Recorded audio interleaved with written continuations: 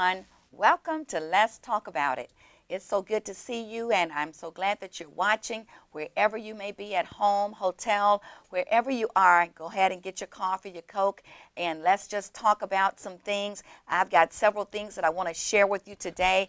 Christina Ratcliffe is here with me again today. Thank so you for welcome. having me. Thank you All for right. having me. And Christina, we got some great things that we want to share, and I'm just going to just jump right on in here and start talking about it. Got some things we want to let the public let you know all about. I want to say hello to all of those in Lake Providence. I know you're watching the broadcast. I meet you so many times, and you tell me that you're watching the broadcast. So I thank you, all of those that are down in Tallulah and Rayville. I know that you're watching the broadcast as well, because I meet you in different places, different restaurants, and you tell me that you are enjoying the show. So I thank you for that. Just continue to watch, because we are going to share some great things with you throughout all of our broadcasts. As you know, that we are those that love God and those that love our people and just love the community. And so we want to share the things that's going on in the community with you as well, along with talking about some great topics. So today, before I get started into what we're going to be talking about today, which is the heart,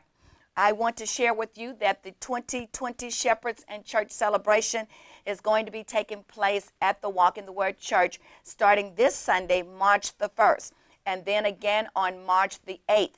On March the 1st, Dr. Shannon Johnson from IFA in Baton Rouge will be here that morning at 10:30. And I know many of you have heard her before, because she's been there at the Total Women's Conference. And so she's going to be in town with this Sunday starting at 10:30 a.m. and we'll invite you to come out. And then again on next Sunday at 10:30 a.m., Dr. Joyce Thornton from Dallas, Texas. She has also ministered here before at the Total Women's Conference. And then at 3 o'clock, you do not want to miss the 3 o'clock service. Pastor Vance Price is going to be our culminating speaker. And all of you know that that is a dynamite anointed man of God, and he's going to be at the Walk in the Word Church ministering. That's Sunday, March the 8th. At 3 o'clock p.m., you are invited to come out. We're having lunch, and we're just going to have a great time praising God and giving him the thanks and all the glory and the honor that is due his name. So once again, that's starting next Sunday on March the 1st at 10:30, Sunday, March the 8th at 10:30, and then on Sunday, March the 8th at 3 o'clock. And we will have Pastor Vance Price that's going to be ministering the Word of God. And all of you are invited to come out and have lunch with us and to be with us during the celebration. That's just what it is, a celebration for what God has already done, what he's doing, but what he's going to do, because we know that he is a future God. Also, I want to announce and let you know that something else great is happening in the community. And it's going to be taking place on March the 26th, Thursday, March the 26th at 9 o'clock a.m. to 4 o'clock p.m. It's the Faith, Addiction, and Trauma Healing Our Communities Seminar Conference will be taking place, given by none other than Reverend Dr. Montag A. Sizer of the Northeast Delta Human Services Authority. Also, part of that is going to be the Faith Partnership Initiative. That date again is March the 26th at the West Monroe Convention Center. And I do want to mention to you that we need you to go online and register for that at the Northeast Delta Human Services Authority. Go online and register for it. You do not want to miss. We got such a great speaker that's going to be coming in. I know many of you are familiar with Bishop Walker. Yes, you are familiar with Bishop Joseph Walker of the Mount Zion Baptist Church in Memphis, Tennessee, in Nashville, Tennessee. Once again, that's Bishop Joseph W. Walker at the Mount Zion Baptist Church is going to be there. That's March the 26th at the West Monroe Civic Center. And they're going to be covering topics like moment of silence, honoring those battling addiction and mental illness. They're going to have our morning keynote speaker, which is Dr. Matthew Stanford. He's going to be talking about hope and healing. And then you have Dr. Montag Sizer is going to be the midday keynote speaker.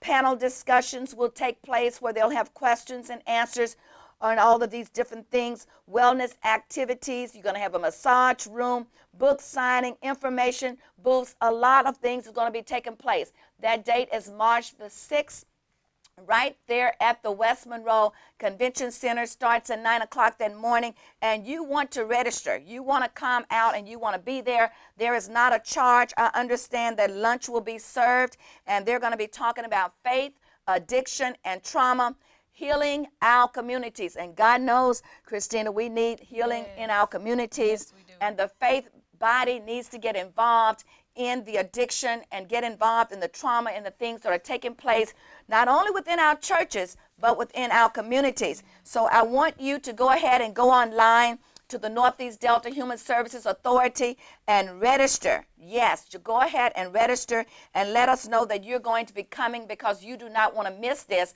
and you do not want to miss, like I said, Bishop Walker from the Mount Zion Baptist Church. Many of you know him because he's over the interdenominational. It's the Full Gospel Convention. He's over the Full Gospel Convention. Wow. So you do not want to miss him. Many of you in the community know him. So come out and hear him. He will be there as well speaking. We've got a lot of breakout sessions with faith partners that are going to be there. And so it's open to the community, but we do need you to go ahead and register. Let us know that you're going to be there so that we can prepare lunch for you and gain all this information that you can take back not only to your church, but that you can use in your home and that you can use right there in helping us in the community to combat some of these problems that we are facing when it comes to addictions and suicide and opioid addictions and things of that nature. Come and get the information, and I guarantee you, you will not be sorry. You will be glad that you did. Again, that date is March 26th.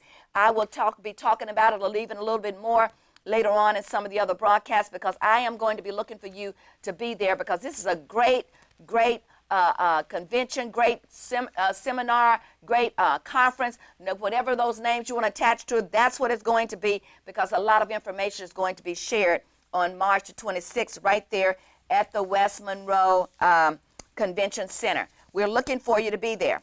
All right, Christina, we got some great things that you and I want to talk about today. Right, we know that this is Heart Month, and we want to give you some information to help take care of the heart, because the heart is the control center of the body. Yes. And the Bible tells us in Proverbs 4:23, keep thy heart with all diligence, because out of it flows the issues of life.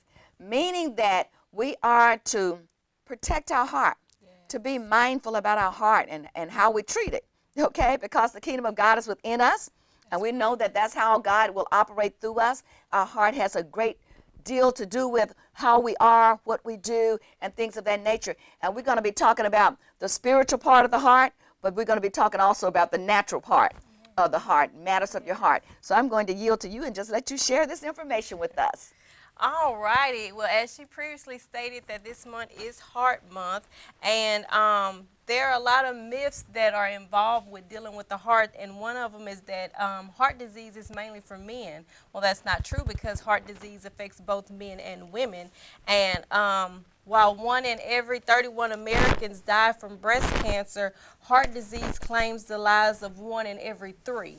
So heart disease has become more prominent in today's society than cancer, and most people are unaware of that. So wow, I think that knowing the issues of the heart is a very good thing that we need to discuss, because a lot of people that have heart problems, they're unaware of it because they don't know the signs that deal with problems that people may have with the heart. And I know that you are a nurse, so you have a lot of the information of how the heart works and things of that nature. I can look at it from the spiritual perspective about guarding your heart and keeping certain toxins out of the natural heart. But you can tell us from, like I said, from the medical perspective. And a lot of people, one of the myths is that heart disease is for old people. Yes. When we just found out, I think it was my brother that called and told me that he had just married a couple in Baton Rouge, and this young gentleman, he was in his early 30s, and he died of a heart attack. So heart attack is not just an old age disease. Yes. It can, young people, yes, can even die from a heart attack. Yes, as a matter of fact, we've seen several people under the age of 40 that have died from heart attacks in the last year. Wow. Numerous cases of people between the ages of 25 and 40 that have died from heart attacks. Some of them had heart conditions that had not been diagnosed. Yes, and it tells us also that women of all ages are affected by the heart disease. It says for younger women, the combination of birth control pills and smoking boosts heart disease risk by 20%. And while the risks do increase with age, things like overeating and a sedentary lifestyle can cause plaque to accumulate and lead to clogged arteries later on in life. So that's for the young women to take note that if you are smoking and you are taking birth control pills, then that increases your risk by 20%. Wow, I didn't know that. Yeah, and not exercising also increases the risk because it doesn't get your heart to pumping the blood just kind of settles. So it's very important that as young people that we stay active. That can cut down on some of the risk of the heart disease, because as long as your heart is pumping and you get the heart rate up, it kind of slows down the amount of plaque that's able to rest in the arteries. Wow, I wish I had started exercising. That's my subject, exercising. I wish I had started exercising earlier at an earlier age. I waited until I was almost in my 60s before I really understood that I needed to get in the gym. Yes. And it was because I was threatening a stroke. And when I started threatening a stroke and went to the doctor and found out what was going on, then I rushed and signed up and got in the gym, and I enjoy exercising because I feel that I'm doing what I need to do to take care of my heart so that I can live longer. I want to be here a long time, but I want to be here healthy as well. Yes, so now I go to the gym and I exercise and I feel good. I feel that I'm really doing what I need to do, like you said, to increase that blood flow. Yes. and reduce the amount of plaque that could possibly get clogged up in my arteries. And I want to recommend that to you, exercise, because exercise is one of the things that we need to do, ladies and gentlemen. We need to get out and we need to exercise so that we can take care of ourselves. Let's look at some of the common heart attack warning signs. Yes. All right, some of the signs of heart attacks that people take for granted is a lot of times you have pain or discomfort in your chest. A lot of people have related the symptoms to feeling almost like heartburn or indigestion. So sometimes when people have those pains, they're actually experiencing a heart attack and they just rule it out as having acid reflux. Another one is lightheaded, nausea, and sometimes people throw up. Again, some people don't take that as a warning sign because they say, oh, well, I've just been busy, I haven't had enough to drink, or I've been out in the sun. Jaw, neck, and back pain. One of the unknown normal symptoms that I've experienced, have heard people experience, is that they have pain in their elbow.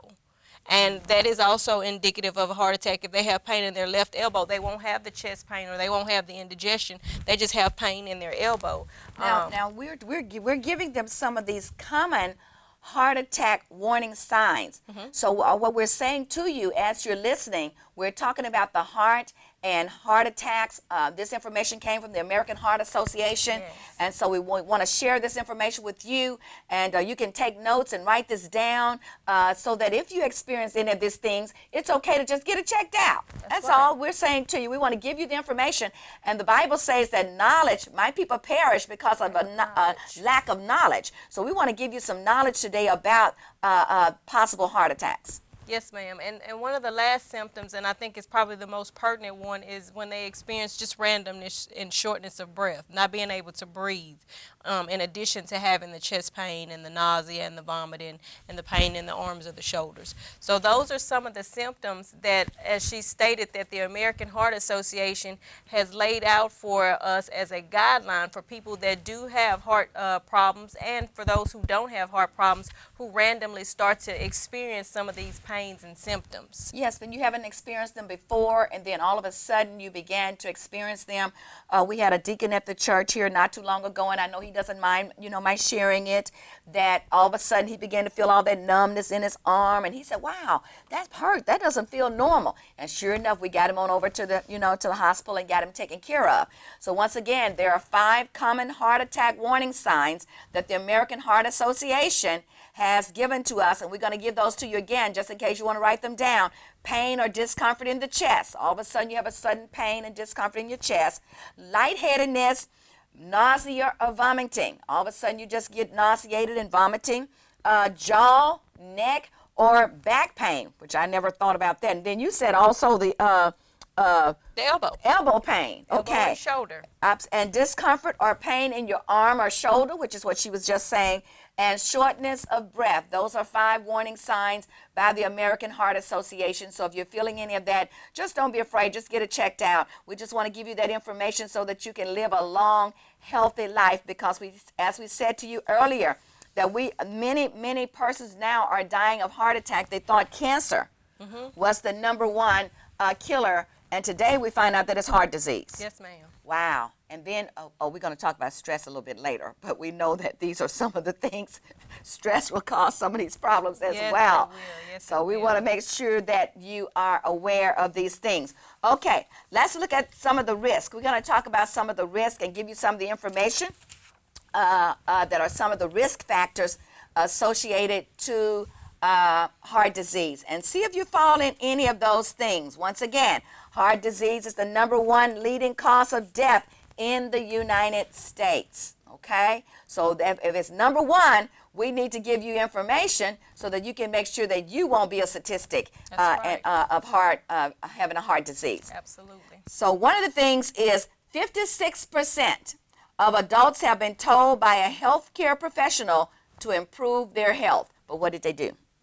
They continue to eat and not exercise and just think that, oh, I'm fine because I've been doing this my whole life, so there's no need to change now. Right. So they ignored what the doctor ignored said. Ignored the doctor saying, hey, look, you need to eat better. You need to change your lifestyle. And basically what they're saying to you, that you need to, like you're saying, exercise more, or you need to cut back on some of the fatty foods that you're eating. And so many of the persons, it says 56% of adults have been told that by a professional, but they ignored it. They ignore it. So I want to tell you, do not ignore anything that the professionals tell you.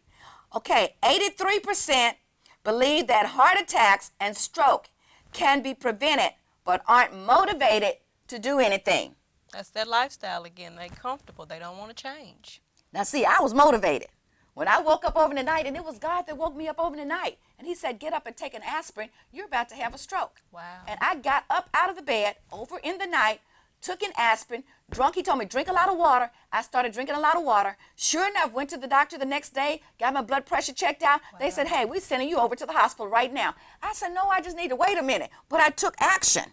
Wow. And then found out, the doctor told me, said, hey, you're probably dehydrated. You don't have enough fluids. So dehydration, Yes. okay, we have to be aware of dehydration. And I didn't have enough fluids in my body. And guess what I did? That's when I started drinking plenty of water every day, drinking Gatorade every day, and then I signed up and I went to the gym, and I've been in the gym now 3 years because, once again, I saw some signs. And when I saw those signs, I took action. I was motivated to say, hey, let me do something about it. Also, Dr. Hunt, I just want to point out, a lot of people tend to drink less water in the winter months when it's cooler because they don't feel like they're sweating as much.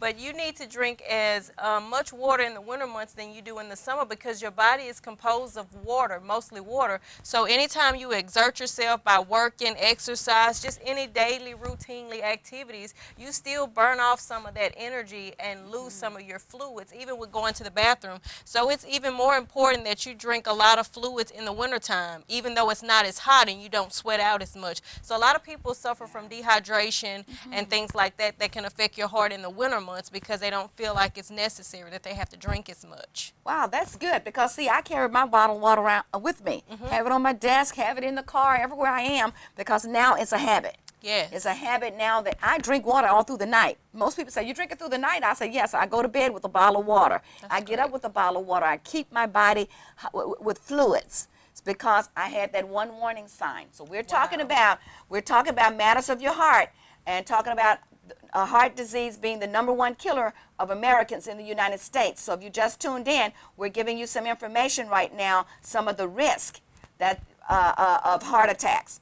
99% of Americans need to improve their heart health. That's almost everybody. That includes you. Yes. 99% of Americans need to improve their heart health. This is what the American Heart Association is saying. These are not the words of Carolyn and Christina. These are the words of the American Heart Association that says you need to improve your heart health. Wow. Drinking water is one of them. Maybe exercising is another. Changing your diet. Changing your diet. And, of course, rest. Yes. We, as Americans, I don't believe we get enough rest. We stay up late. We're at night on the phones, what you call it, moving the Texting and on Facebook. And yes, and all of that, so we don't get the proper amount of rest. So we need to get more rest. Wow. It tells us 72% don't consider themselves at risk for heart disease. That's denial. Yes. Many of them are in denial. Oh, it'll happen to somebody else. It won't happen to me. So we don't do what we need to do to take care of ourselves. 58% put no effort into improving their heart health. 58% just say whatever, And I've heard some people say, well, I got to die of something. That's true. And so, but we don't want to do that. We want to live and live a healthy life as long as we can. And so we're giving you some information to help you do that. 60% of adults don't know their blood pressure and cholesterol numbers. We were talking about that last night. Yes. Because I went to the dentist, and when they took my blood pressure, it was up higher than normal. And she said, oh, and that happens to everybody. I said, no. It doesn't happen to me. I need you to give me accurate numbers. Yes. And then when I made it home, I still was not satisfied with those numbers. So when I made it home, I asked Danny, I said, take my blood pressure. I said, because the numbers I got today are not my numbers. Yes. And so I am aware of my numbers. So it's important for you to know your blood pressure numbers and your cholesterol numbers. And why is that so important? Because some people have blood pressures that run generally low. So when you have an increase or a change in your blood pressure, that could be a change that there's something going on with inside of your body. So if you normally have a blood pressure, let's say 140/80, and you got to the dentist and they told you it was 190/100, then that lets you know that either their machine is not accurate or that it's something actually going on in your body, especially if you're not feeling well. So it's good to know what your numbers are. So anytime there's a change, then that's your body's way of alerting you that, hey, something's wrong. I need you to get checked out. Yes, that's your warning sign. That's your alarm system going off saying, hey, your numbers have changed. And there's nothing wrong with getting them checked out again like Absolutely. I did just a couple of days ago. In the dentist's office was one thing. When I made it home, I said, hey, I don't agree with those numbers. Check my numbers out because I know what my numbers are. And sure enough, my numbers were low like they were supposed to be. So I said, well, maybe something's wrong with the machine. 44% monitor their blood pressure outside of the doctor's office, which is great. good. That's great. That's Yes. exactly what you did. You went home and you rechecked it with your own machine in the privacy of your own home, and you was able to find out that your numbers were okay. So it's good to have a monitoring system at home, especially if you've had issues with your heart in the past. That way you can tell if they're off or if they're higher, if they're lower. So I think that it's great that people monitor their blood pressures outside of the doctor's office. Absolutely. We're talking about heart disease. Amen. We want you to be healthy and live a healthy life. Yes. It says here, 1 of every 3 deaths in the United States are caused by heart disease and stroke. Wow. And right now we're giving you that information because we do not want you to be one of those 3 that have a heart attack or have a stroke. And all you have to do is take the information and begin to be mindful about your health. Begin to take care of yourself even more. Absolutely. Watch what you're eating, exercise, diet, even dieting, with just maybe smaller portions. Yes. And not eating so much fatty foods and getting the proper amount of rest and pulling away from some of the stress. Things of that nature are things that can help you to not be 1 in the 3 statistics that will die because of a heart attack. Lowering your blood pressure may decrease your risk of stroke and heart disease by about 50%. But how do you lower your blood pressure? Exercise, diet change, take in less fatty foods, as you said, drink plenty of water, and monitor your blood pressure. Okay. And some people, they that have extreme blood pressures, they take medication that can help lower their blood pressures. Okay. For those who have heart problems as well. All right. Oh, these numbers are I mean, something. Each year, an estimated of 470,000 Americans will have another heart attack. Not the first one, Not but the first another one, but another one. Wow. Why? Because they had the first one, and many times they still did not make a change. Wow. Why is it so hard for us to change? When that doctor told me that one time, he said, you are dehydrated. You need to drink more fluids. Immediately, not only did I start drinking fluids, every day, much as I possibly could hold, I went to the gym. He didn't even have to tell me that. I started exercising.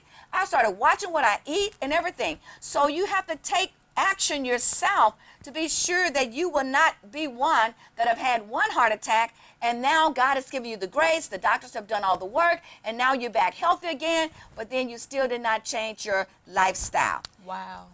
That's amazing. Each year, an estimated 785,000 Americans will have their first heart attack. But I decree and declare you won't be one of them, because we're giving you some information that you need to make sure that you won't be one of those that will have a heart attack. Take care of yourself. You know, take care of your heart.